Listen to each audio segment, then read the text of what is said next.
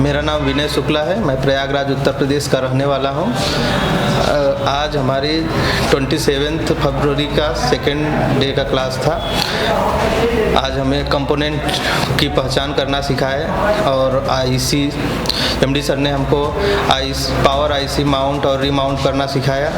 हमने आज 3 से 4 बार पावर को माउंट करके रीमाउंट किया और उसका जीआर भी चेक किया कि प्रॉपर जीआर आ रहा है कि नहीं, और हम सभी कंपोनेंट्स को पहचान सकते हैं। सुबह आपने रिबॉलिंग की? यस, हमने सुबह रिबॉलिंग किया और हमने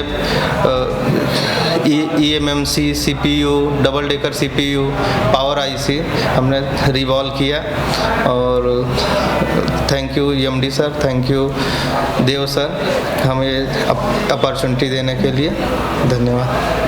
Average people talk normal. Average people talk problems. The greats talk solutions.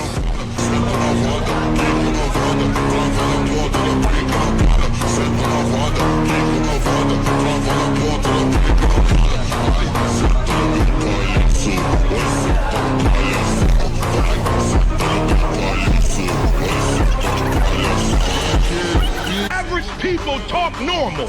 Average people talk problems. The greats talk solutions.